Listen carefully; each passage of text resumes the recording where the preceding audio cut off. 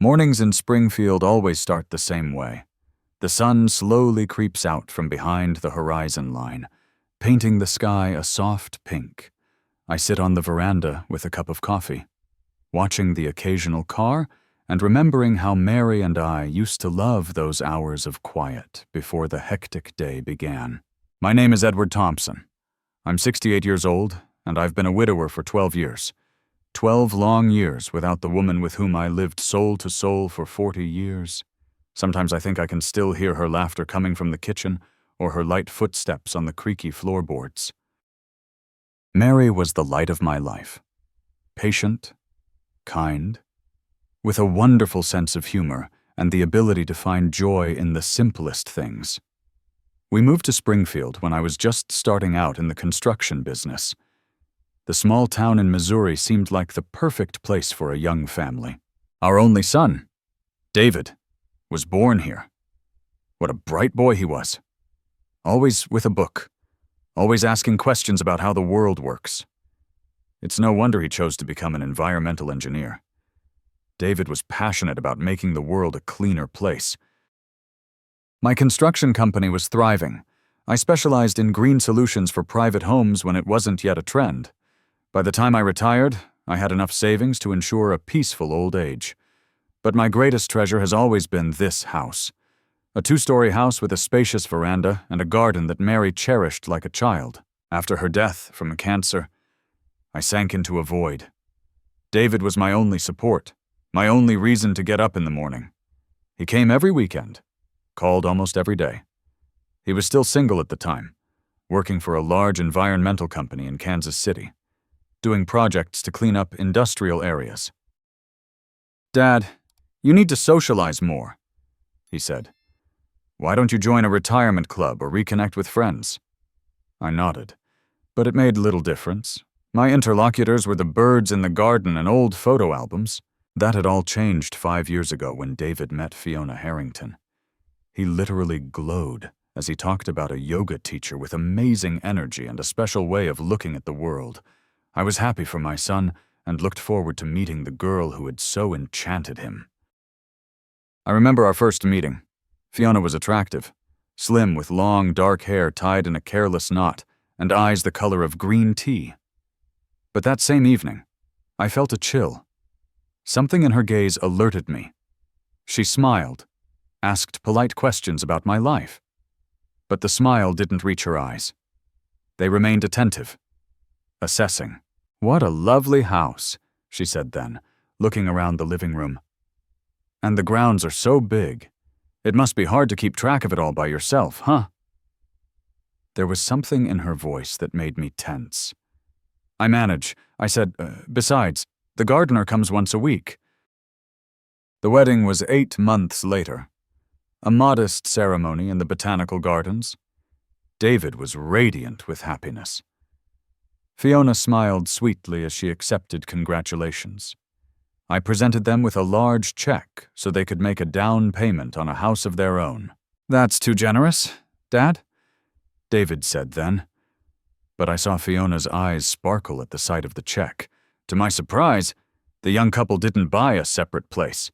Fiona quickly found reasons why they should live with me. "Edward, it's environmentally friendly to share living space. Plus, you won't have to live alone. And we could save up for our dream house." David was in favor of the idea, and soon they were moving. Our spacious house suddenly became cramped. Fiona brought a lot of knickknacks, her energy crystals and incense, the smell of which gave me a headache. But I tolerated it, seeing that my son was happy. With each passing month, however, I realized more and more clearly that I was the third extra in the house. Fiona was never overtly rude. No, she acted more subtle. "Edward, could you keep the TV down? I'm teaching an online yoga class." "Edward, David and I would like to have dinner alone tonight." "Edward, your habit of getting up early is keeping us from getting a good night's sleep." Gradually, my life shrank like a shag-green skin. I began to use the common rooms less, leaving the house more often to stay out of the way. But it was my house, built with my own hands for my family. After about a year of living together, David noticed my condition. "Dad, is everything okay?" He asked me one evening when we were alone. Fiona had left for a weekend seminar on spiritual practices. "Everything's fine, son," I replied, not wanting to drive a wedge between him and his wife. "You've been a little lost lately, and you're not using the living room much. It's still your home, you know." There was so much genuine concern in his voice that I almost told him the truth. But instead, I just kept it to generalities about just getting older and needing less space. David didn't seem convinced, but he didn't push it after that conversation. However, I noticed him watching the interaction between Fiona and me more closely. 3 years ago, I made a decision that seemed right at the time. I had signed the house over to David with the sole condition of a lifetime residency for myself. It was my gift to my son, my support for his family. "Are you sure, Dad?" David asked when I informed him of my decision. "Absolutely. The house should belong to the young people. I don't need it." David hugged me so tightly I could hardly breathe. Fiona's reaction, on the other hand, was restrained. She thanked me, but there was a calculating glint in her eyes that I didn't like. After the paperwork was done, I noticed that Fiona became even more aloof with me. She no longer made any effort to maintain even the semblance of a warm relationship. I was now a guest in their home, not a member of the family. David continued to work at his company, often staying late into the night. I could see the tension gradually building between him and Fiona. They began to talk less often, spending more time apart. Fiona left more and more often for seminars and retreats, returning with strange ideas and new demands on the household. And then something happened that turned my life completely upside down. One ordinary Tuesday, 4 weeks ago, the phone rang. David had died of a heart attack, right on the job. He was only 38 years old. The funeral was a blur. I stood at my boy's casket, unable to believe I had outlived my own child. It's wrong. It's against all the laws of nature. Parents shouldn't bury their children. Fiona held herself aloof at the funeral. She wore a black dress and dark glasses, which she didn't take off even in church. I didn't see her cry. She spent most of the time socializing with her relatives, a thin woman introduced as her sister, and a stern man she called uncle. After the ceremony, there was a memorial dinner at her house. People talked about David, reminiscing about how kind, smart, talented he was. I sat in the corner, unable to utter a word. Fiona walked between the guests, accepting condolences, but never once came near me. The next week passed in a daze. I barely left my room, couldn't eat, had trouble falling asleep. Pictures of David's life flashed before my eyes. Here he was taking his first steps. Here he was walking to school with a huge backpack. Here he was getting his college diploma, glowing with pride. And here he is being lowered into the ground forever. Exactly 2 weeks after the funeral, Fiona knocked on my door. I opened it and she came in uninvited. Glancing around my room, "We need to talk." "Edward," she said coldly. And I noticed that it was the first time she'd ever called me by my first name, not Mr. Thompson, as she had before. "Sure, Fiona, sit down." She remained standing with her arms crossed over her chest. "I think we'd both be better off if you found another place to stay." I blinked, not believing my ears. "Excuse me, the house is mine now, as David's wife, and I want to live alone. You need to move out." I felt the blood rush from my face. "Fiona, we just buried my son, your husband, and you're telling me this now?" She shrugged. "When a month from now? A year from now?" It had to be said anyway. "I own the house and I want to use it as I see fit. But I have a life estate," I reminded her. "That was a condition when I signed over the house?" Fiona grinned. "The condition is no longer valid. I consulted a lawyer. You can sue, of course, but it's long and expensive. And I can make your life here very unpleasant.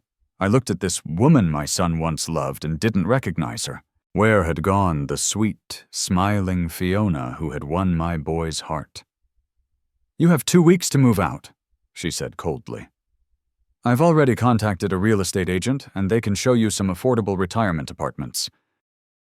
She turned and left the room, leaving me in a daze. 2 weeks. She's giving me 2 weeks to leave the house where my entire life has been spent, the house where I hold the memories of Mary and David. I sank down on the bed, feeling my heart pounding. The grief of losing my son was mixed with anger and powerlessness. Do I really have to leave? Is this really what David would have wanted? I didn't sleep a wink that night. I lay staring at the ceiling and thought about my son, about our last conversation, about the way he looked worried and determined at the same time, the way he hugged me tighter than usual, as if he knew it would be the last time we'd see each other. The morning Fiona left to teach her yoga class, I started packing up my most prized possessions and photos, not because I was going to give up, but because I didn't trust this woman. I didn't know what she was capable of doing to get me out of the house. I pulled Mary's old jewelry box from the dresser where I kept important documents, and then my eyes fell on an envelope that hadn't been there before. On it was written in David's handwriting, "To Dad. Open, if necessary." With trembling hands, I opened the envelope. Inside was a folded piece of paper, a note from David. I unfolded it and began to read. "Dad, if you're reading this, it means something has gone wrong. I hope you never opened this envelope, but I need to back up. I've made arrangements with Walter Jenkins, an old friend of ours. Contact him immediately. He'll explain everything. And remember, whatever happens, I love you. David." I reread the note several times, trying to make sense of it. Walter Jenkins had been our family lawyer since the days when I first started the construction business. He'd helped me with the paperwork when I'd signed the house over to David. What could Walter possibly know? I pulled out my phone and dialed a number I hadn't dialed in a couple years. Walter answered after the third ring. "Edward, old buddy." His voice sounded warm, but with a hint of concern. "I was going to call you myself. My deepest condolences about David. It's terrible. Thank you. Walter," my voice sounded hoarse. "I found a note from my son. He said to get in touch with you." There was a long pause. Then it's time. Walter sighed. "We need to meet. Edward, the sooner the better." We agreed to meet in an hour at his office. I walked out of the house trying not to make any noise. I was shaking with the anticipation of something important, the hope that my son had left me more than just a goodbye note. Walter's office was in a small, historic building in downtown Springfield. The receptionist, who had known me for many years, smiled sadly and immediately ushered me into the office. Walter, a heavy-set man with a graying beard and kind eyes behind glasses, stood to meet me. "Edward, old friend." He shook my hand firmly. "Have a seat." I sank into the leather chair across from his desk, feeling my heart pounding. "What's going on?" "Walter." What did David know that he left me that note? Walter sighed and opened his desk drawer. From there, he pulled out a file folder about 2 months ago. "David came to see me. He was concerned and determined at the same time. Said he wanted to deed the house back to you." I felt out of breath. "What? But why he didn't go into details? But he said he was worried about your future. Mentioned that his marriage was going through a rough patch and he wanted to make sure you were safe no matter what happened." Walter opened the folder and pulled out a document with official seals. "Here's the deed of gift. Edward, it's all legal, notarized. The house belongs to you again. David insisted that the procedure be expedited and quiet. He said he'd tell you everything himself when the time came. I took the documents with shaky hands and tried to read the legal text, but the letters blurred before my eyes. Did he say anything else about Fiona, about their relationship?" Walter adjusted his glasses and looked at me carefully. "I'm a lawyer, Edward, and I'm bound by professional ethics. But as your friend, I'll tell you this. David was very concerned. He mentioned that Fiona had changed, that she wasn't the woman he thought he'd married." I leaned back in my chair. trying to comprehend what I'd heard. Memories of the last months of my son's life flashed before my eyes. A lot of things made sense now. David had really changed about 3 months before he died. More withdrawn, thoughtful. He stayed late at work more often. I put it down to fatigue and work problems. But now I realize it was deeper than that. I remembered our conversation a week before he died. We were sitting on the porch, Fiona away on another seminar. David was drinking a beer and staring at nothing. "Dad," he said suddenly, "do you ever feel like you've made a mistake, but it's too late to make a change?" "Of course, son," I replied. "Everyone makes mistakes. The question is how you deal with them." He paused, twirling the bottle in his hands. "What if the mistake affects not only you, but other people as well, if you let down the ones you love?" I put my hand on his shoulder. "David, what's going on? You can tell me everything." He opened his mouth as if he was going to say something, but then he shook his head. "Nothing. Dad, just thinking out loud. Never mind." The next day, I caught him talking on the phone. He was talking quietly but tensely. "No, I can't just walk away. Yes, I understand the risks. We need to do this right legally." Seeing me. He quickly ended the conversation and smiled a strained smile. Now, sitting in Walter's office, I realized that David had probably been planning the divorce even then, and was worried about me, about what would happen to me afterward. "Edward," Walter's voice brought me back to reality. "There's something else you need to know. David left a video message in case something happened to him before he explained everything to you. He was very insistent that I only give it to you in the event of his absence." Walter pulled out a flash drive and held it out to me. "This is a copy. I keep the original in my safe. I'd suggest you watch it in my office if you're up for it." I nodded, feeling a lump come up in my throat. Walter turned on the computer, inserted the flash drive, and turned the monitor toward me. After a few seconds, David's face appeared on the screen. He looked tired, but determined. "Hey, Dad. If you're watching this video, it means something went wrong and I wasn't able to tell you everything in person. I hope it won't be necessary, but I have to back it up." He ran a hand through his hair, a gesture that always gave away his nervousness. "I signed the house back over to you. Not because you asked or hinted you would never do that. I did it because I realized what a mistake I'd made in tying my life to Fiona." He sighed heavily. "The last few months, I've discovered a lot of things I hadn't noticed or didn't want to notice before. Fiona isn't who I thought she was. She's self-serving in her attitude towards you. That was the final straw. I heard her tell her sister on the phone that the old man will be in a nursing home soon, and she laughed. She doesn't even know I heard that conversation." My heart clenched with pain, not at Fiona's words, but at what my son was going through. I started divorce proceedings. Dad secretly consulted with lawyers. But before I told her, I wanted to make sure you were protected. That's why I rewrote the house. Walter will help you if there's a problem. All the paperwork is in order. The deed of gift is legal, and there's nothing Fiona can do about it." David smiled sadly. "I'm sorry I didn't tell you sooner. I didn't want to worry you. You've been through enough since Mom left, but know that I'm grateful for everything you taught me. The values you instilled in me. They're what helped me see the truth." He was quiet for a moment, as if gathering his thoughts. "I love you, Dad, and I know I'm doing the right thing. That was the end of the video. I sat there unable to move, feeling tears running down my cheeks. My boy, my smart, kind boy." "He wrote it down 3 weeks before he died," Walter said quietly. David had indeed started divorce proceedings. He consulted with a colleague of mine who specializes in family law, gathered evidence of some of Fiona's bad behavior. "What kind of behavior?" I asked hoarsely. Walter shook his head. He didn't go into detail with me. All he said was that it was about financial fraud and possibly infidelity. He was very upset. "Edward," I sat there trying to process what I was hearing in my head.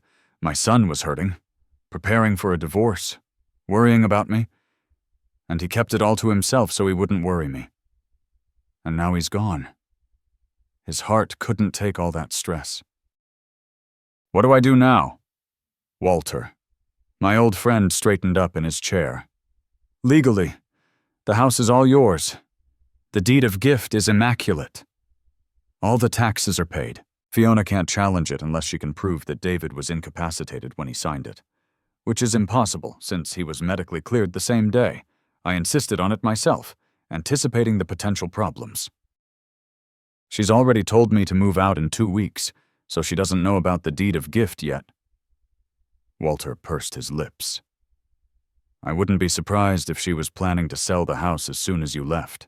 What do we do now? Show her the deed, the sooner the better. And be prepared for a storm. Edward, I nodded, feeling oddly calm. It was like David was standing right next to me now, putting his hand on my shoulder. I can handle it, I said. Walter gave me a certified copy of the deed of gift and a few other documents to prove my ownership. We agreed that he would represent me if necessary. I got home in the evening. Fiona was sitting in the living room leafing through a magazine. She looked up when I arrived and I could see the impatience in her eyes. Have you started packing? She asked without saying hello. I made my way to the chair opposite and sat down, placing the file folder on my lap. No, Fiona, I'm not going anywhere. She set the magazine aside, her face tense. We've already discussed this. Edward, the house is mine, and I want you to move out. I slowly opened the folder and pulled out the deed of gift. I'm afraid you're wrong. Fiona, the house belongs to me. Here are the deeds. I held out the papers to her. She frowned, took them, and began to read them. I watched her expression change from bewilderment to shock, from shock to rage. What is this? Her voice trembled. It's a forgery. David would never. It's a legal document. Fiona, David signed the house back over to me 2 months ago. Yeah, it's all legal. Notarized. She jumped up. The papers fell out of her hands. You forced him, manipulated him, so... He would never. I didn't know anything about it until today, I replied calmly. David did it on his own initiative and left a video message explaining his reasons. Fiona turned pale. She knew my son well enough to know that he could have anticipated this situation and prepared for it. It's not true, she whispered, but without the same confidence. It is true, Fiona, and you know it. David realized who you really are. He started divorce proceedings before he died. She stared at me wide-eyed. Then she grabbed the documents off the floor and began to frantically reread them, as if hoping to find some mistake, some loophole. I'll argue it, she finally said. I'll prove that he was out of it, that you pressured him. David was medically cleared the day he signed, I replied. Everything was done legally, subject to any claims you might have. Fiona clenched her fist so white her knuckles turned white. You're not getting this house, old man, where it don't. I'm going to sue. I'll prove that you manipulated my husband. It's up to you. I shrugged, but until the court rules, the house belongs to me and I'm not moving out. She stared at me with such hatred that I could almost physically feel it. You're going to regret this. Edward Thompson, she hissed. I swear you'll regret it. With those words, she threw the papers in my face, turned and ran out of the room.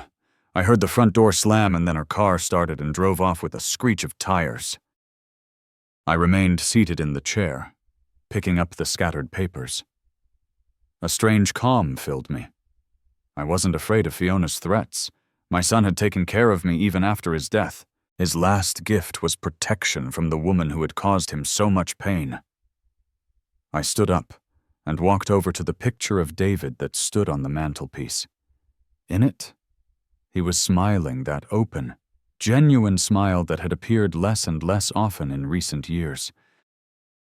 Thank you, son, I whispered, touching my fingers to the glass. I won't let you down. That night was the first time I'd had a decent dinner since David's death. Then I sat on the veranda for a long time, looking up at the stars and remembering our life with Mary. David's birth, his first steps, his first words, remembering how we'd built birdhouses for the garden together. How we taught him to ride his bike, how proud we'd been of his success in school. My whole life flashed before my eyes like a movie. Fiona never came home that night. I didn't know where she was or what she was planning, but for the first time in a long time, I felt like a master in my own home, and I knew that whatever trials awaited me in the coming days and weeks, I would make it through for my son's memory, for our family. Fiona returned the next day toward evening. I heard her enter the house, slamming the door from my room. I watched as she went upstairs to her and David's bedroom, and soon came down with a small bag of things. She gave me a searing look, but didn't say a word.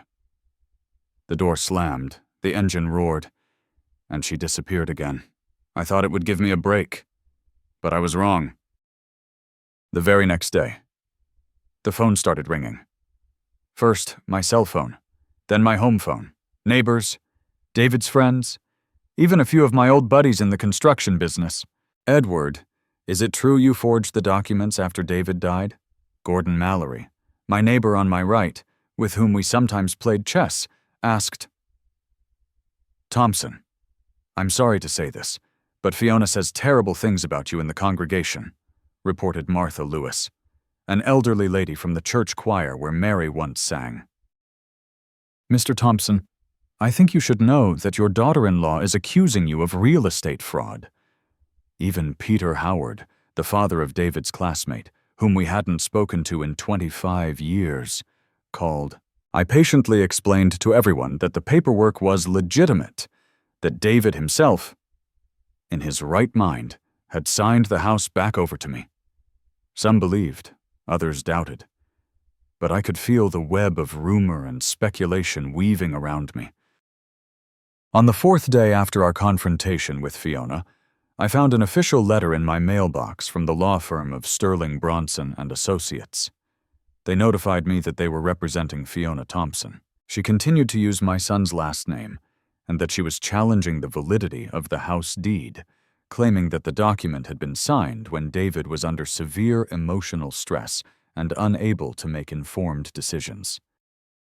I immediately called Walter and read him the letter. It was expected. He sighed. Come to my office tomorrow morning. We'll discuss defense strategy. The next day, I sat across from Walter in the same chair I had sat in a few days earlier when I first learned of my son's behavior. Their case is weak, Walter said, looking over the papers. We have a medical report on David's capacity at the time of signing, and we have witnesses to the signing, myself and my secretary, Doris. There's a video message where David clearly explains the reasons for his decision. And most importantly, there's the deed of gift, which is in order. But they're still suing. Walter shrugged. It's a pressure tactic. Edward, Fiona's hoping you'll be scared of the court, the expense, the publicity, and agree to some kind of settlement. Maybe selling the house and splitting the proceeds. I shook my head. That house is all I have left of my family. Walter, I'm not giving it up. That's right. He nodded. We'll prepare a response to their lawyers. In the meantime, I suggest you gather anything that might indicate Fiona's character and intentions. Any documents, letters, maybe tapes of conversations. Anything that shows her true colors. I came home determined to find anything that might help in the battle ahead. I started with David's belongings, which I still couldn't bring myself to sort through. His office, a small room on the first floor, was still as it had been when he was alive. A computer, stacks of papers, pictures on the walls, mostly of the nature he so loved to protect, and a few of our family photos. There were surprisingly few pictures of Fiona. I started with the desk drawers. The top one held the usual office supplies, bills, receipts. In the second were folders of work papers, the land reclamation projects he was so proud of, and in the bottom locked drawer, which I opened with a spare key I'd kept since the days when I'd helped assemble this desk, I found a leather notebook. It was David's journal. I never knew my son kept a diary. He had always been secretive about his most private thoughts and feelings. I hesitated, not knowing if I had the right to read these entries. But then I remembered Walter's words about the need to gather evidence, and that David seemed to have foreseen the situation I was now in. With a heavy heart, I opened the journal and began to read. The first entries were dated about 18 months earlier and were mostly about work. David wrote about the problems with the river cleanup project, the bureaucracy, his fatigue. Occasionally, he mentioned Fiona, mostly in passing without much emotion. Fiona's away again for the weekend for a seminar. Fiona wants to change her car, even though the current one is in great condition. Had an argument with Fiona about my delay at work. But the closer the entries got to the present, the more space the marriage problems took up. Found out today that Fiona withdrew $4,000 from our joint account without warning. When I asked, she said it was for a refresher course for yoga instructors. But I saw the statement. The money went into some Gabriel Nook's account. Who's that Fiona's been criticizing Dad more and more. She says he takes up too much space in the house, that his habits annoy her. Today, she said outright that she'll breathe easier when he moves out. I reminded her that I own the house and the condition of the transfer was that Dad lived there for life. She just snorted and walked away. Overheard Fiona talking to her sister by chance. She was saying that the old man is ruining her life and that after I die, the first thing she'll do is kick him out the door. After I die, as if she was already planning my funeral. It made me cringe. What is happening to the woman I loved? And finally, the last entry dated the very day Walter says David executed the deed of gift. Went to Walter's today. Signed the house back over to my father. Can't risk his welfare. Fiona's not who I thought she was. Found proof of her connection to Gabriel. Several months of deception and her financial fraud. Withdrawing money from our accounts. Spending it on him. Some dubious investments. When I asked about Gabriel directly, she denied it, called me paranoid, but I saw their texts, their meetings on her phone calendar. I started divorce proceedings, but before I tell her, I need to protect my dad. He's already lost his mom. I'm not going to let him lose the house as well. I closed the journal, feeling a lump rise to my throat. My boy had suffered, struggled with betrayal, tried to protect me all alone, not wanting to disturb me. And then his heart gave out. I carefully put the diary back in the drawer. It wasn't just evidence for the trial. It was my son's final testimony of love. And I couldn't let his last will be broken. That same day, I decided to contact David's colleague, Ryan Baxter. My son had often mentioned him as a close friend from work. Maybe he knew something more. It wasn't hard to find Ryan's number. It was listed in David's contacts on his home computer. I dialed the number, mentally preparing myself for an awkward conversation. Ryan Baxter speaking. A cheerful male voice answered. Hello, Mr. Baxter, this is Edward Thompson, David's father. There was a pause. Mr. Thompson, yeah. My deepest condolences. David was a wonderful man and friend. Thank you. Ryan, I'm calling because I need to know something about the last weeks of my son's life. It's important. Of course. Anything I can do to help. I took a deep breath. Did David ever talk to you about problems in his marriage about Fiona? Pause again. Longer. Mr. Thompson, I'm not sure I should. Please, Ryan, I'm not asking out of idle curiosity. Fiona is trying to challenge David's last will and testament, and I need to defend myself. Another pause. Then a sigh. Yes. He's been talking, especially in the last few months. He's been very upset. What exactly did he say that he discovered her infidelity with some spiritual instructor, Gabriel, that she was spending their joint money on him on some dubious seminars and investments, and that she wasn't very nice to you? Did he mention the divorce? Yes. Ryan's voice grew quieter. He was consulting with lawyers, gathered evidence. He was very methodical about it, as he was about everything, and very worried about you. About how it would affect you. Did he say anything about the house? Yeah. He said he'd signed it back over to you to protect it from Fiona. I even talked him out of it at first, suggested he wait until after the divorce, but he was adamant. Said he couldn't take the risk, that he had to make sure you were safe no matter what happened. I covered my eyes, feeling a new wave of gratitude for my son. Thank you, Ryan. That's very helpful. If it becomes necessary, would you be willing to testify in court? Of course, Mr. Thompson. Anything for David. He was my best friend. One more question. Ryan, do you know anything about David's diary? The diary. Ryan sounded surprised. Oh, you mean his leather notebook? Yeah. He was always carrying it around, making notes in it. Especially lately. I once asked him jokingly if he was writing a novel, and he said seriously, "No, I just want to make sure the truth doesn't get lost."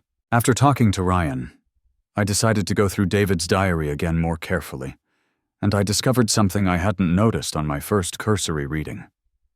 There was a secret pocket in the back cover, and in it was a flash drive and a note. Copies of all evidence.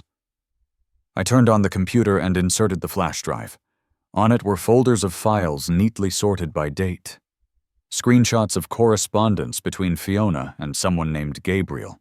Photos of their meetings apparently taken by David himself or a private investigator he'd hired.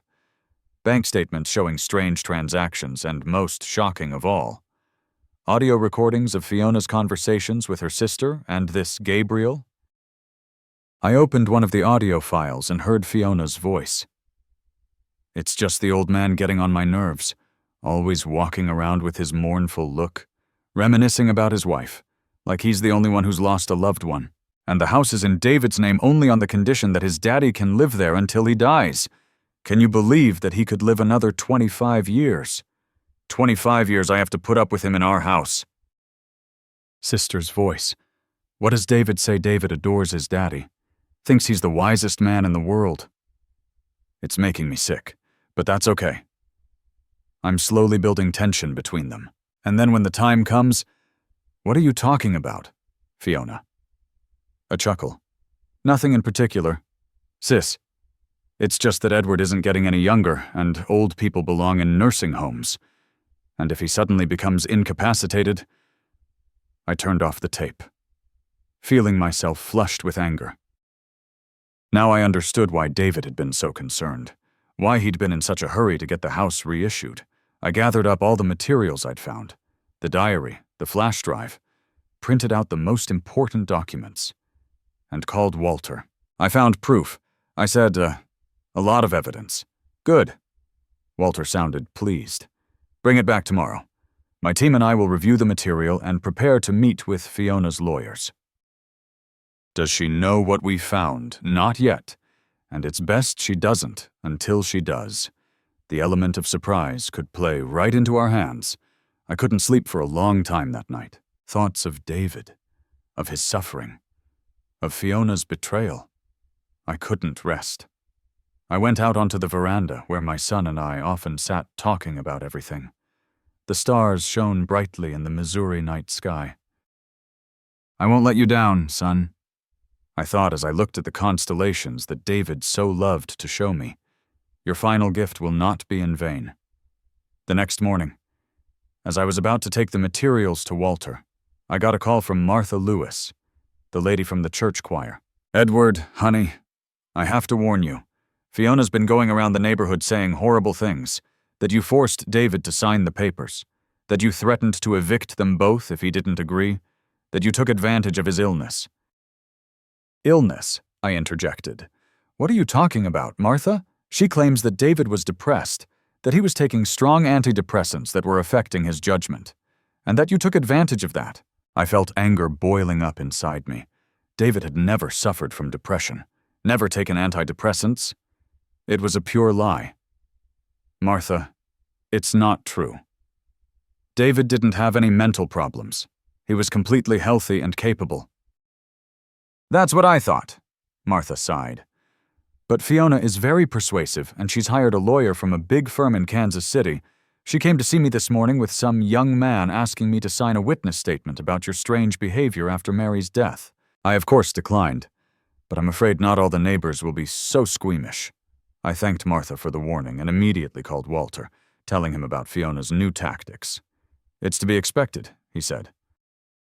She's trying to create an image of a sick, manipulative David and an image of an angry, manipulative you. Classic tactic in a case like this. But we have a medical report and a video message from David, and if you don't mind, I'd like to talk to his attending physician. Of course, I said, Dr. Vernon. He's been seeing David since he was a kid. Oh, that's great. Doctors don't usually like to testify, but in a case like this, when it comes to slandering a patient, he might make an exception. We agreed to meet in an hour, but before I could leave the house, the doorbell rang. There was a young man in a business suit carrying a briefcase. Mr. Thompson. My name is Corey Danner. I represent Mrs. Fiona Thompson. Here's the subpoena and a copy of the lawsuit. He handed me the envelope, and without waiting for an answer, turned and walked away. I opened the envelope. Fiona's suit sought to invalidate the deed of gift on the grounds that David had allegedly been heavily medicated and psychologically pressured by me. She claimed that I had manipulated my son by taking advantage of his emotional vulnerability and dependence on me. Reading these absurd accusations, I felt not so much anger as deep sadness. Would this woman so sully my son's memory, so distort our relationship just to get a house? I carefully folded the papers back into the envelope and left the house. Ahead of me was a meeting with Walter, court preparation, and an uphill battle for my son's legacy. On the way to Walter, I reflected on how strangely life turns. Just a month ago, I had a son, a family, a home where I felt, if not welcome, at least tolerated. Now my son is gone, and I'm at war with the woman he once loved. But I was not alone in this war. David, even in death, stood by me. His journal, his foresight, his love, gave me the strength to move on. The trial was scheduled for 1100 in the morning. I got up at 6, unable to lie in bed any longer. I was as nervous as a schoolboy before an exam. Walter picked me up at 9:30 so we could go over the defense strategy one more time. Don't worry, Edward, he reassured me as we drove to the Springfield County Courthouse. We have a solid case. The deed of gift is impeccable, and all the witnesses are on our side. But Fiona seems to be willing to do anything, I objected. Who knows what witnesses she's found, and what they'll say about me and David? That's what cross-examination is for. Walter patted my shoulder. Don't worry about it too much. The courthouse greeted us with cool, air-conditioned air and the hum of voices. We went up to the second floor and took seats in the courtroom. Fiona was already there with her attorney, a tall man with slicked-back hair and a predatory look. She sat with her back straight, dressed in a strict black suit with an expression of offended innocence on her face. I looked toward the doors, expecting to see our witnesses. Ryan Baxter was due to arrive right at the start of the session, and Dr. Vernon had promised to come as soon as he was free from his morning appointment. Walter assured me that both would certainly be there. At precisely 1100, the judge entered the room, a plump man of about 55, with a good-natured face and shrewd eyes. He introduced himself as Judge Robert Hollingsworth and announced the beginning of the hearing in the case of Thompson. The first to speak was Fiona's attorney, who introduced himself as Miles Bronson of Sterling Bronson and Associates. Your Honor, he began in a confident voice. My client, Mrs. Fiona Thompson, has recently suffered a terrible tragedy. The death of her beloved husband, David Thompson. No sooner had she recovered from this blow than she discovered that her father-in-law, Mr. Edward Thompson, was claiming rights to the house where the young family had lived, claiming that shortly before his death, His son had signed the property over to him. Bronson paused, looking around the room. We intend to prove that the so-called deed of gift, if it exists at all, was signed under duress when David Thompson was under severe emotional stress, possibly under the influence of powerful medications and not fully aware of his actions. In addition, we believe that Mr. Edward Thompson took advantage of his son's vulnerable state and manipulated him using his parental authority. I felt anger boiling up inside me, but Walter put a hand on my shoulder warningly, urging me to remain calm. We will present testimony from family acquaintances that in the last months of his life, David Thompson was depressed, suffered from depression, and often complained of pressure from his father. Bronson continued. We will also provide evidence that Mr. Edward Thompson repeatedly expressed his displeasure with his son's marriage and tried to turn him against his wife. I gritted my teeth. Every word this man said was a lie, but Walter was right. Our turn would come. After the opening statement, Bronson called the first witness, a middle-aged woman he introduced as Helen Dorset, Fiona and David's neighbor. Mrs. Dorset, how long have you known the Thompson family? About 4 years. My husband and I moved to the same street when the young Thompsons were already living there. What did you find the relationship between David and his father to be like? In the final months before David's tragic passing, Helen adjusted her glasses and cast me an apologetic glance. They seemed tense. David often looked upset after visits from his father or phone conversations with him. Did David ever tell you that his father was pressuring him? Objection, Your Honor. Walter jumped in. That's a leading question. Sustained? The judge nodded. Mr. Bronson rephrased the question. Did David ever discuss his relationship with his father with you? Not directly, but one day when my husband and I invited David and Fiona over for a barbecue. David was particularly depressed. Fiona explained that he'd had a difficult conversation with his father about the house. Something about how Mr. Thompson Sr. considered the house still his, even though he'd formally signed it over to his son. I looked over at Fiona, who was sitting with a perfectly straight back, staring in front of her with an expression of sorrow on her face. What an actress. Fiona's 2 other witnesses gave similar testimony, creating an image of an oppressive, manipulative father and an unhappy, depressed son. It was all the exact opposite of the truth, and I could barely restrain myself from jumping up and screaming about it. Finally, Bronson finished introducing his witnesses, and the floor went to Walter. Your Honor, he began, rising from his seat. My colleague has painted a very dramatic picture which unfortunately has nothing to do with reality.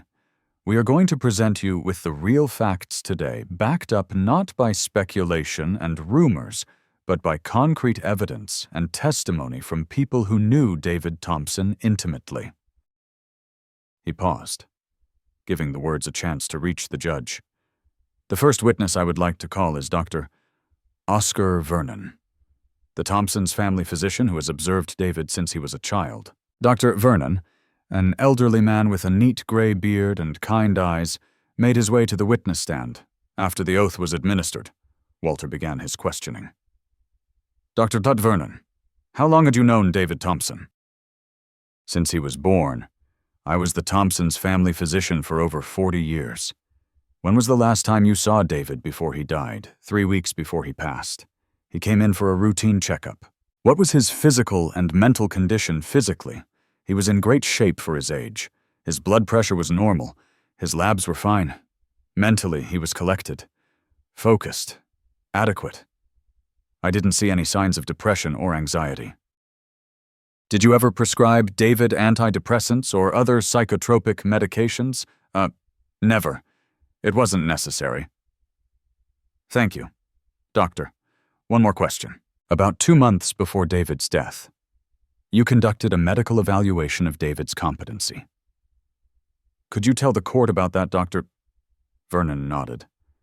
Yes. David asked me to do a complete medical examination and evaluation of his mental state. Said it was necessary for some legal formalities. I did the standard procedure and issued a report that he was fully competent, of sound mind and memory, free from any influences that might impair his ability to make informed decisions. Thank you, Doctor. No further questions. Bronson rose to cross-examine, but quickly realized that the testimony of a professional with years of experience would be difficult to undermine. He limited himself to a few formal questions and let the doctor go. The next witness Walter called was Ryan Baxter, a young man with a short haircut and an honest, open face, walked briskly to the witness stand. Mr. Baxter, what was your relationship with David Thompson? We were colleagues and close friends, worked together at Ecotech Solutions for the last 7 years. How would you characterize his condition in the last months of his life? Ryan thought for a moment. He was troubled, that's for sure, but not in the sense that is trying to be portrayed here. David wasn't concerned about his relationship with his father, but about his marriage. There was silence in the room. Fiona visibly tensed. What exactly was bothering him? He discovered that his wife was cheating on him with some spiritual practice instructor, and that she was spending their joint money on this man.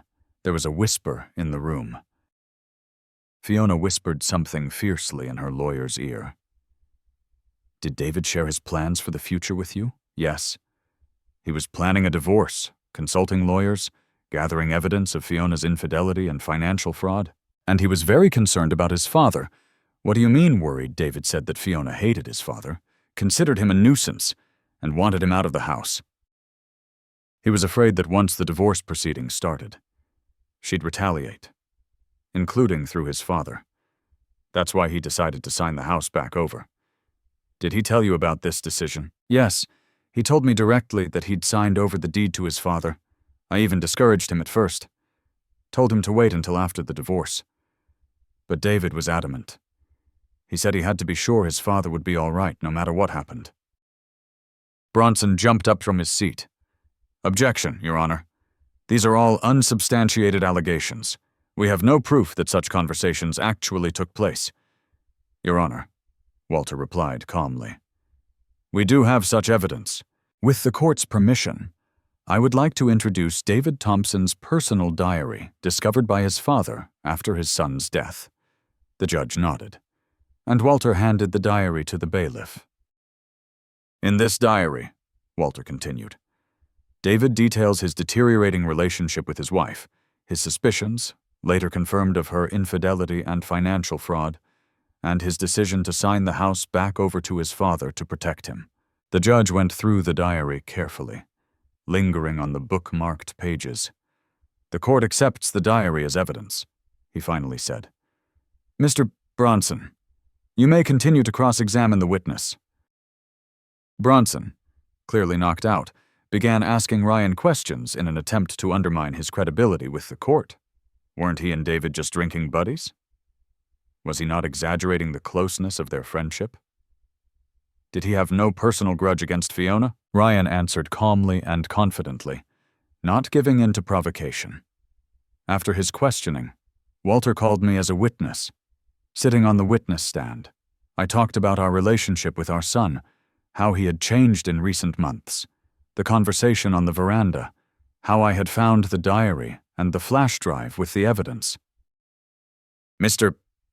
Thompson? Walter asked. Have you ever pressured your son to sign the house back over to you? Never, I answered firmly. I did not even know of his intentions until I received the deeds from you after his death. Did you ever express any dissatisfaction with his marriage to Fiona? No. I wanted my son to be happy. If he had been happy with Fiona, I would have been only too happy. Walter nodded. What else did you find among your son's belongings besides the diary, a thumb drive with the evidence he'd collected for the divorce proceedings? There were screenshots of Fiona's correspondence with her lover, photos of their meetings, bank statements, and audio recordings of Fiona discussing how to get rid of me and take over the house. Your Honor, I would like to present this evidence to the court, Walter said, handing the judge a flash drive and printouts of key materials. As the judge studied the evidence presented, I looked at Fiona.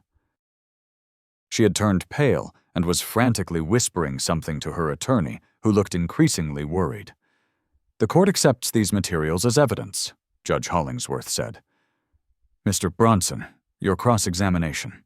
Bronson, clearly unprepared for this turn of events, asked me several questions about my relationship with Fiona, trying to portray me as a jealous father-in-law, not ready to share his son with his daughter-in-law.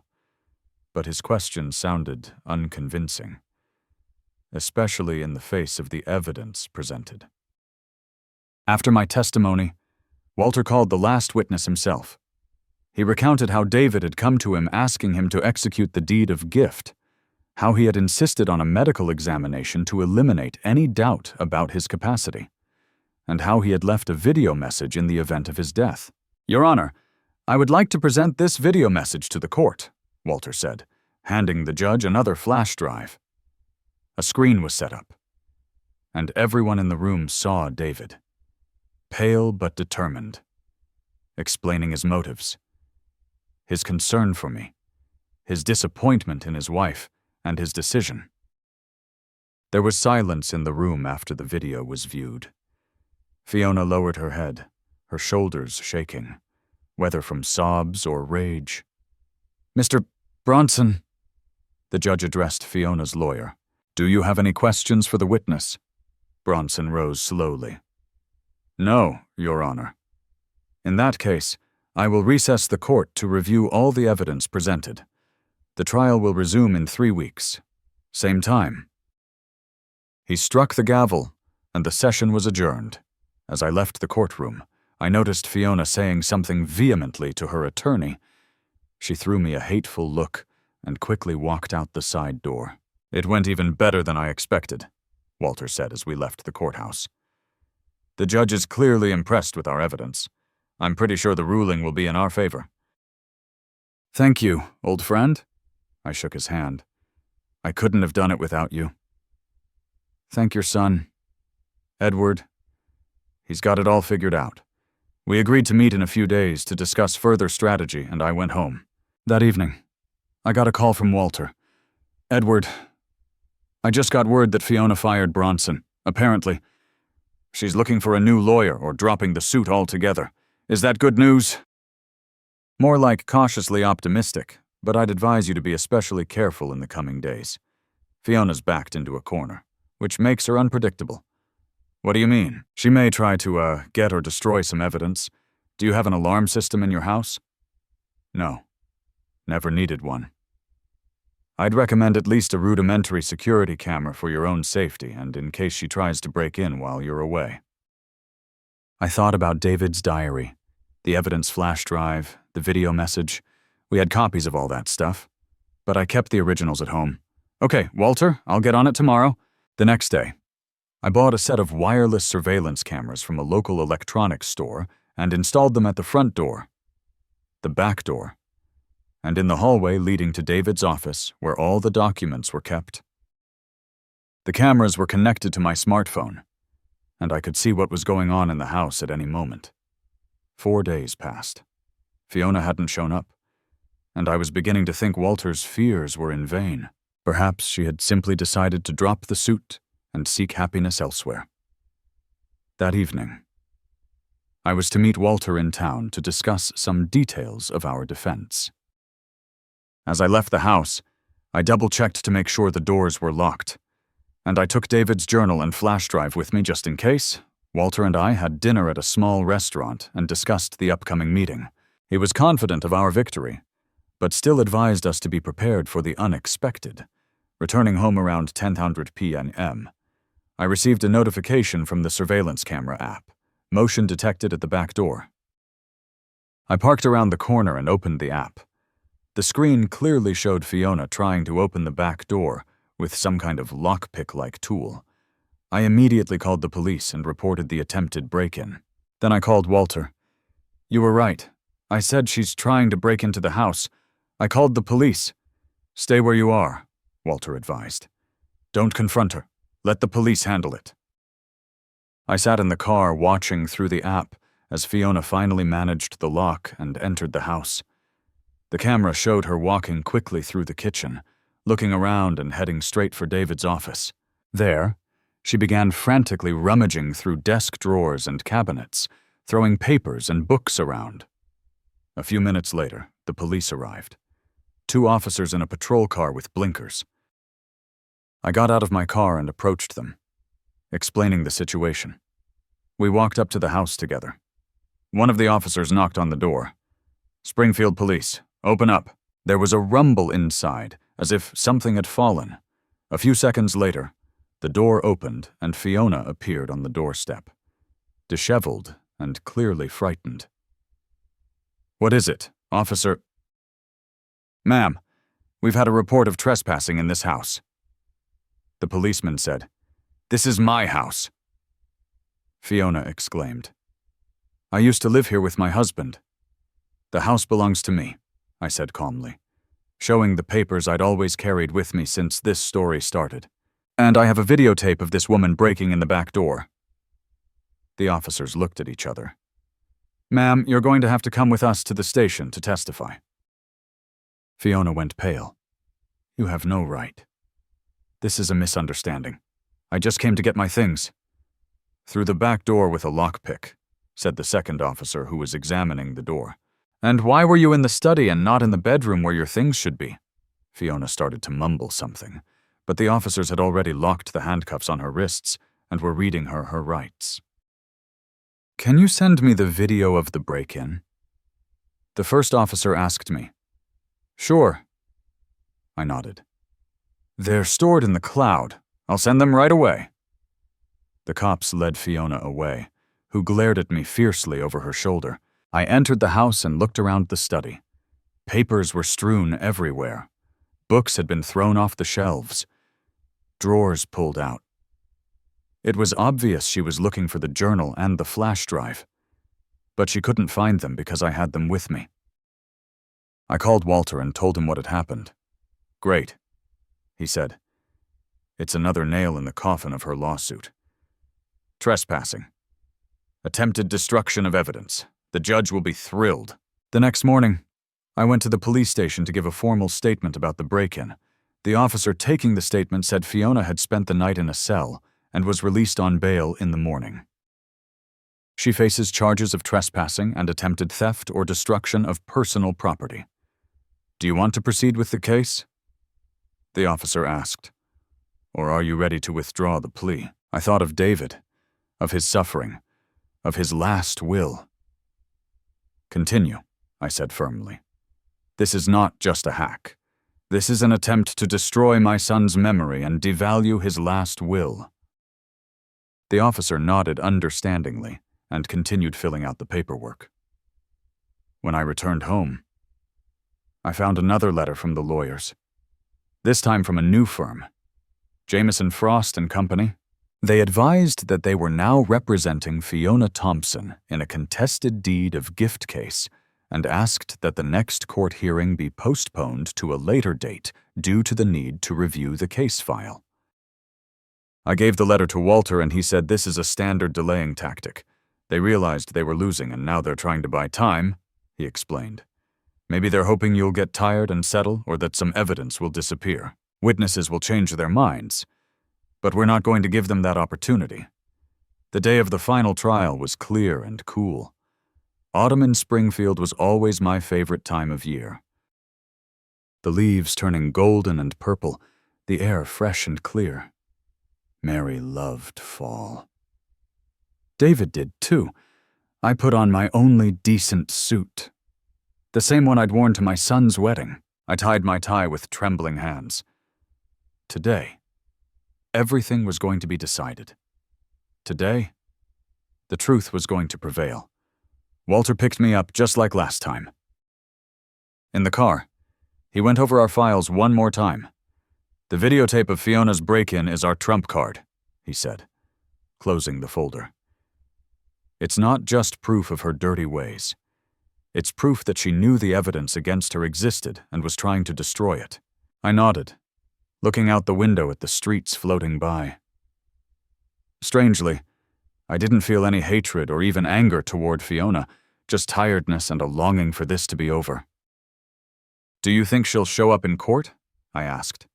"She has to," Walter answered. "Her new lawyers are too expensive to just drop the case, but I wouldn't be surprised if they tried to file a motion to dismiss or offer a last-minute settlement. I'm not taking any deals," I said firmly. "And you shouldn't." Walter nodded. "The law is on our side."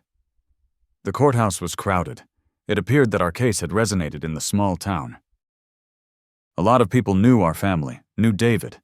In the hallway, I spotted a few neighbors, Dr. Vernon, even a few of David's colleagues, including Ryan. Fiona arrived accompanied by her new legal team, 2 young men in impeccable suits with leather briefcases.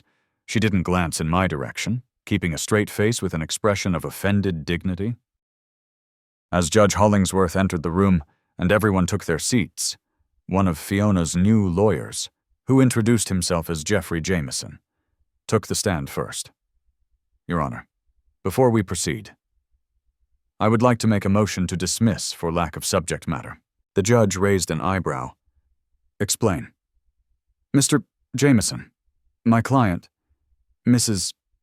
Thompson, has received new information that has changed her perspective on the situation.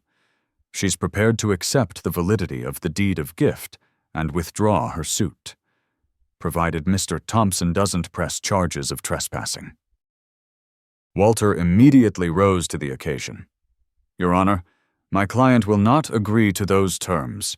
We insist on continuing the hearing and ruling on the merits of the case." The judge shifted his gaze to me. "Mr. Thompson, is that your position?" I stood up. "Yes, Your Honor. This isn't just about the house. This is about my son's last will and testament, which I am obligated to honor and protect." The judge nodded. "In that case, the motion is denied. Mr. Jenkins, you may proceed with the presentation of your evidence." Walter thanked the judge and called his last witness, a technician from the company that installed the security cameras in my house. "Mr. Jenkins, will you tell the court when and under what circumstances were surveillance cameras installed in Mr. Thompson's home?"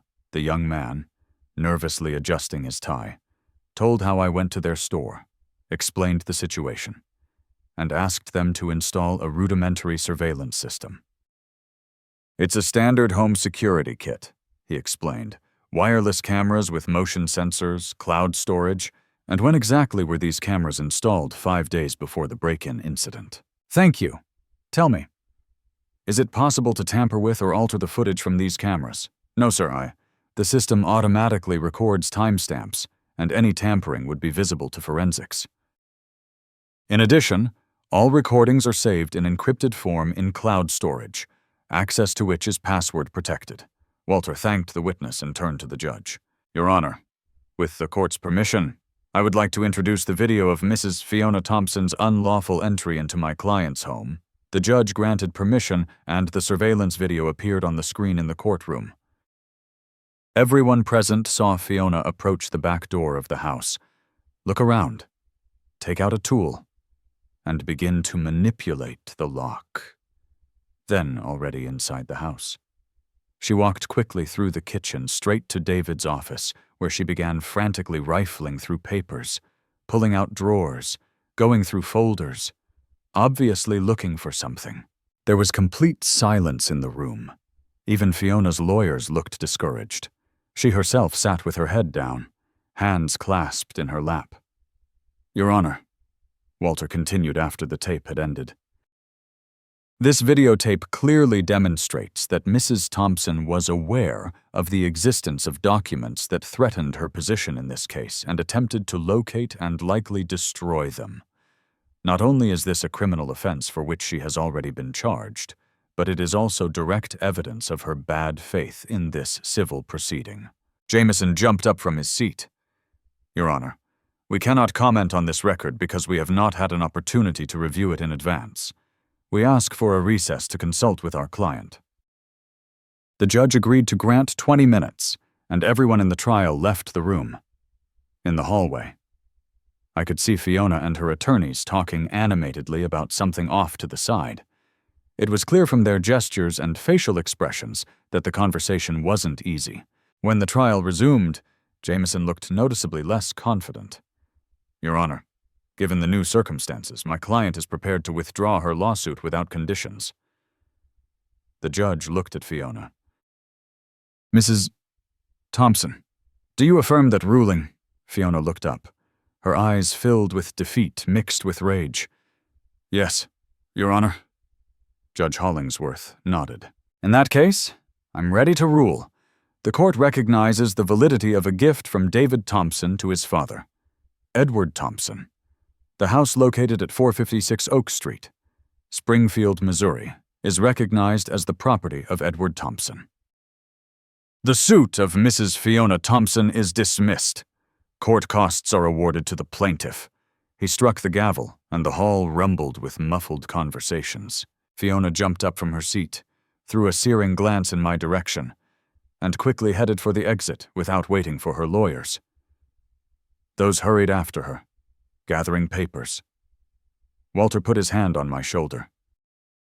Congratulations, Edward. Justice has been served? I nodded, feeling strangely empty.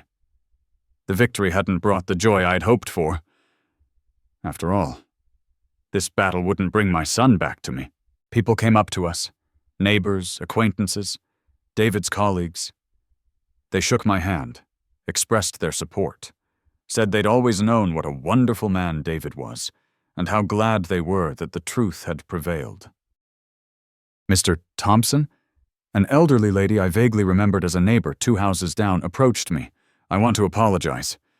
When Fiona started spreading those awful rumors, I had my doubts, but now I see the kind of person she really is, and what your son was.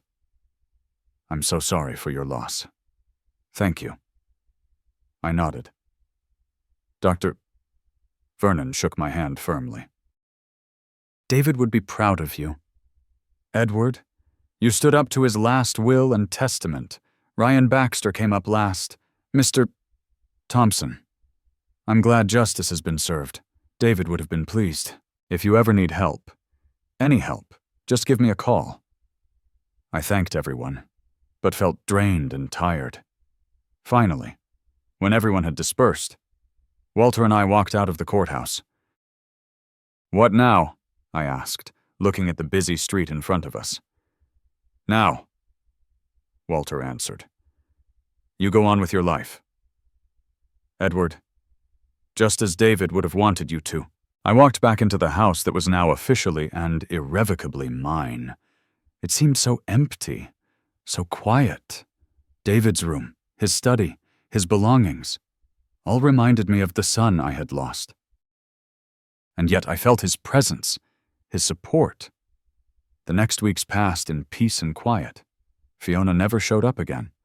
Through her lawyers, she requested permission to take her personal belongings. And I agreed, but on the condition that she come accompanied by a bailiff. And so she did. Fiona silently collected her belongings under the bailiff's watchful eye without a word to me. Gradually, life was falling into a new rut. I began sorting through my son's things, sorting through papers, photos, books. It was a painful but necessary process. I found some solace in it, like having one last conversation with David. One last chance to get to know him a little better through the traces he'd left behind. One day, while sorting through his desk, I found a folder with sketches of a project David had been working on shortly before his death. It was a plan to redevelop an old industrial neighborhood in Springfield into an environmentally friendly area with affordable housing for students and young professionals. David always said that the city lacked affordable apartments for young people, especially community college students, many of whom had to spend hours commuting from neighboring towns. This finding got me thinking. Our house was too big for one person. The second floor, where David and Fiona's bedrooms and guest room used to be, was empty. What if? The next day, I called my old friend Harris Jennings, an architect with whom I had once worked in the construction business. Harris, I have an idea and I need your advice. We met and I outlined my plan to him to convert the second floor of the building into 4 small, separate apartments for students. Separate entrances, minimal renovations, and keeping the overall look of the house. "It's doable," Harris said after studying the layout. "It would require remodeling, separate utilities, permits, but it's doable. Are you sure you want to do this? Edward's students can be noisy. Noise is life." "Harris," I replied, "this house has been quiet for too long." The paperwork and renovation process had taken several months. It was summer when the work was done, and I was able to advertise the apartments. The first to respond was Kevin Nolan, an environmental science student from a local college. When he came in for an interview, I was struck by his resemblance to young David, not in appearance, but in the way he spoke, in his passion for his work, in his genuine interest in environmental issues. "I'm working on a project to clean up the city's lake," he said with such enthusiasm that I smiled. "We are using a new biofiltration technology. If everything works out, it can be applied to other reservoirs." "My son was an environmental engineer," I said. "He would approve of your project." Kevin's eyes lit up. Really, I'd read several of Engineer Thompson's papers on industrial land reclamation. He was an innovator in the field. We talked for another hour about David's projects, about today's environmental issues, about how small decisions can lead to big changes. At the end of the conversation, I knew Kevin would be my first tenant. Soon others were found. Emily Turner, a history student, quiet and reserved, but with sudden bursts of enthusiasm when the conversation turned to her major, and Victor Malone, an information technology major, a bit scruffy, but friendly and always willing to help with any computer or smartphone problems. The house filled with life. In the evenings, there were often muffled voices from upstairs. Laughter and sometimes music, not too loud. My tenants were quite tactful. On weekends, they would sometimes gather on my veranda, and I would treat them to coffee and stories of old Springfield. 7 months had passed since the trial. June was particularly warm and sunny, and the flowers in the garden once planted by Mary were blooming profusely, filling the air with fragrance. On one such day, I received an unexpected letter from Ryan Baxter. He wrote that he had accidentally bumped into Fiona in St. Louis, where he was traveling to a conference. She was with a man she introduced as her fiancé, Gabriel Nook. They had, she said, moved to St. Louis a few months ago and were planning to open their own spiritual practice center. Thought you should know. Ryan wrote, she seemed quite content with her life, as if David had never existed. It upset me, but then I thought maybe it was for the best. She lives her life. We live ours. And David's memory stays with those who truly loved him. I folded the letter and decided it was time to visit my son. I took a bouquet of wildflowers, which he always preferred to lush roses, and drove to the cemetery. David's grave was well maintained. I came here every week cutting the grass, removing leaves, sometimes just sitting there and telling him the news as if my son could hear me. "Hi, son," I said, placing the flowers on the headstone. "I've got news. Do you remember Fiona? She moved to St. Louis with that Gabriel guy. I hope they'll be happy or get what they deserve. Either way, she's out of our lives." The wind rustled in the leaves of the trees as if it were an answer. "I also did something I think you'd like. Remember how you always said there wasn't enough student housing in town? I converted the second floor into apartments. There are 4 young people living there now. One of them, Kevin, is an environmental studies major like you. He's working on a lake cleanup project. You'd approve?" I was quiet, listening to the silence of the cemetery, broken only by bird song. "Thank you, son, for everything. For protecting me even after you were gone.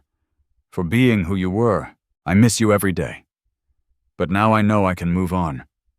You gave me not only a roof over my head, but a new purpose to help young people like you always wanted." On the way back, I stopped by the college where I picked up Kevin after class. We agreed that I would show him some of David's old blueprints that might be useful for his project. On the way home, Kevin talked about his plans, his new water purification methods, and how important it was to preserve nature for future generations. I listened and smiled, thinking about how David would have said the same thing, probably in the same words. In the evening, sitting on the veranda with a cup of coffee, I looked up at the stars and thought about the strange twists and turns of fate, about how a loss can turn into a new beginning, about how my son, even after leaving, continued to care for me and even in a way guide my life. Now my house was once again filled with voices, laughter, and life boiling over, and though the pain of loss would never completely go away.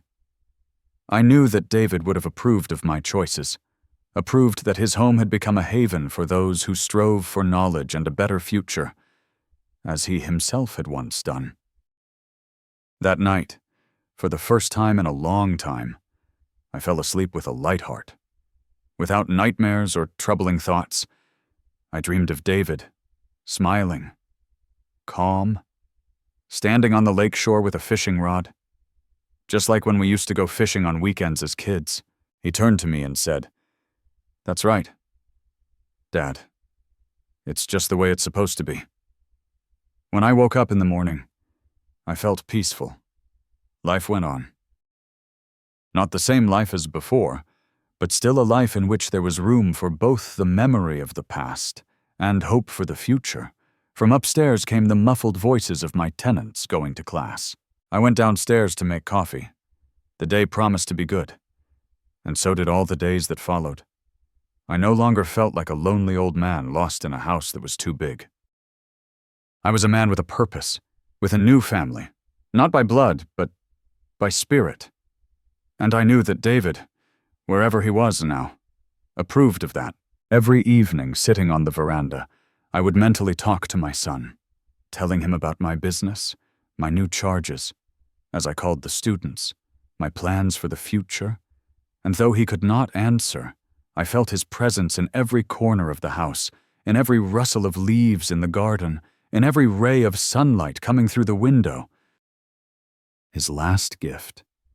This house was not just a defense against Fiona's greed, but a new beginning for me.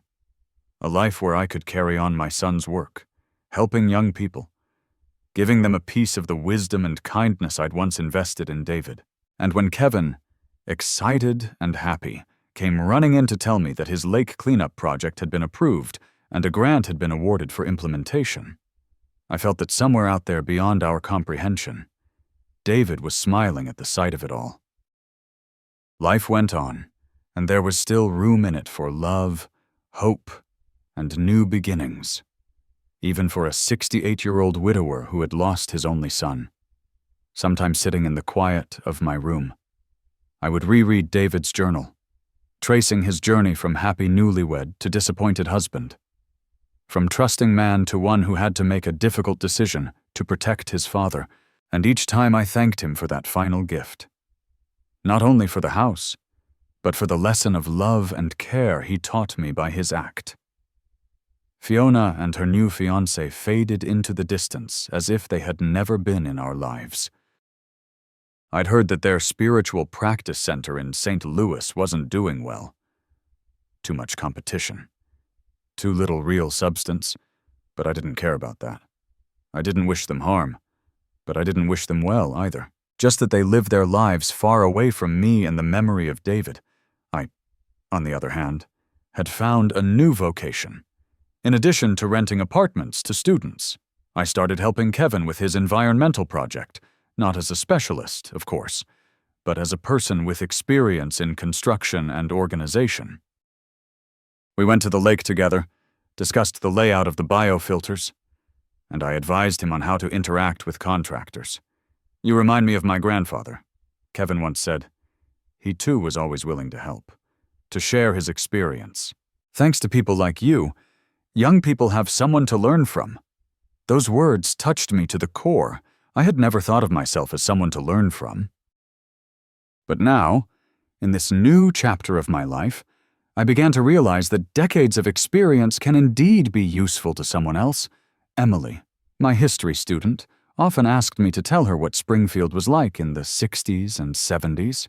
She recorded my memories for her oral history project on the city, and Victor helped me master the computer and smartphone at a level I'd never dreamed of before. We became a strange but tight-knit family, not related by blood, but united by a common home and mutual support. I cooked for them on weekends. They helped me with the hard work in the garden. We celebrated holidays, birthdays, successful exams together, and every day I felt more and more strongly that I had found my place in life, that everything that had happened, the loss of David, the struggle with Fiona, the discovery of the truth, had brought me to a point where I could become not just a lonely old man living out his days, but a man still capable of doing something meaningful, still capable of loving and supporting others. That day, exactly 7 months after the final court hearing, I drove to the cemetery again, and I took Kevin with me, so he'd been asking for a long time, saying he wanted to meet David to honor the man whose work had inspired his choice of profession. We stood at the grave and I talked about my son, his childhood, his youth, his professional accomplishments. Kevin listened with genuine interest, sometimes asking questions. "You know, Mr. Thompson," he said when I stopped talking, "I think your son would be glad that his home lives on, that it still has room for dreamers and those who want to make the world a better place. I think you're right." "Kevin," I replied, looking at the headstone. David had always been a generous man. He knew how to share not only things, but knowledge, inspiration, support. We fell silent, listening to the leaves in the trees and the rustling of wind. David's last gift, I finally said, was more than just a home. It was an opportunity to start a new life, to continue what was important to him, helping others, caring for nature, creating a community of like-minded people. Kevin nodded and placed the small stone he'd brought with him, a smooth, water-polished river stone, on the grave. "It's from the shore of the lake we're cleaning up," he explained. I thought he'd like to know that his ideas live on. On the way home, we stopped at a plant nursery and bought some seedlings for the garden. David had always wanted to plant more trees there, but kept putting it off for a future he didn't have. In the evening, all my tenants gathered in the backyard, and we planted the trees together. Emily suggested naming each one after someone we had lost but wanted to remember. The first tree, of course, became David. The second one I named Mary, Kevin, Emily, and Victor also found names for the rest of the saplings. Looking at these young people planting trees that will probably outlive them, I realized that this is what life is all about, creating something that will be left behind, passing on your wisdom to the next generation, being a link between the past and the future. David gave me more than just a house. He gave me a new purpose and meaning in life. As I sit on the veranda tonight, sipping my coffee under the starry Missouri sky, I reflect on the journey that brought me here. The loss of my son David, the betrayal of Fiona, the fierce battle to protect his final gift, the house that holds our family's memories. It was a journey filled with pain, but also with discovery. I found David's diary, his video message, and the evidence that revealed Fiona's true nature. With Walter's help, I stood up in court, defended my son's legacy, and reclaimed the house. Fiona's schemes crumbled, and she left, chasing a new life far from Springfield. But more than that, I found a new purpose. By turning this house into a home for young dreamers like Kevin, Emily, and Victor, I've kept David's spirit alive, his passion for helping others, for making the world better. This story is more than a tale of loss and triumph. It's a reminder that love endures beyond death, that a parent's bond with their child can guide us through the darkest times. David's final act taught me that even in betrayal and grief, there is room for hope, for new beginnings. It's a lesson in resilience to stand firm for what is right, to honor those we've lost by living meaningfully. It's a call to cherish the memories that shape us and to share our wisdom with those who come after. To everyone listening, let this story inspire you to hold tight to love, to fight for what matters, and to find purpose even in pain. If this tale touched your heart, please like, comment, and share your thoughts below. Subscribe to stay connected, to hear more stories of courage and humanity. Together, let's keep the light of hope burning, just as David did for me.